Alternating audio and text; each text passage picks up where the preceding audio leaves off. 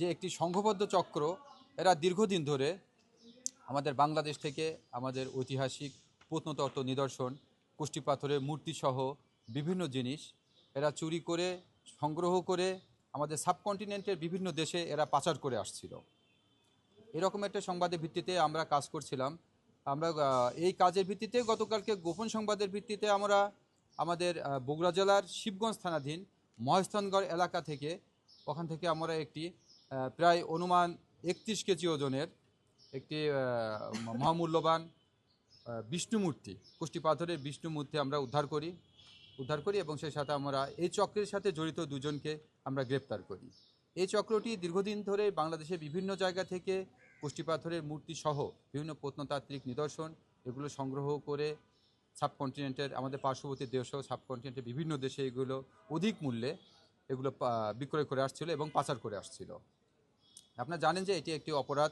প্রত্নতত্ত্ব নিদর্শন হচ্ছে যে কোনো দেশের একটি ধারক বাহক, একটি প্রাচীন ঐতিহ্যের একটা ধারক বাহক। এগুলো আমাদের প্রত্নতত্ত্ব অধিদপ্তর তারা এগুলোকে সংগ্রহ করে রাখে। এগুলো পাইলে তাদের কাছে জমা দেওয়ার জন্য আমাদের নির্দেশনা রয়েছে, কিন্তু তারা সুকৌশলে এগুলো জমা না দিয়ে এগুলো তারা বিভিন্ন দেশে পাচার করে আসছিল।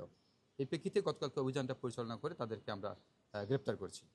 আনুমানিক বা আসলে কি ধরনের মূল্যে তারা আসলে এই মূর্তিগুলো বিক্রি করে জানতে পেরেছেন কিনা? আসলে এইগুলোর বাজার মূল্যটা আসলে ওইভাবে অন্যান্য ধাতব বস্তুর মতো বাজার মূল্য এটা এরকম হয় না।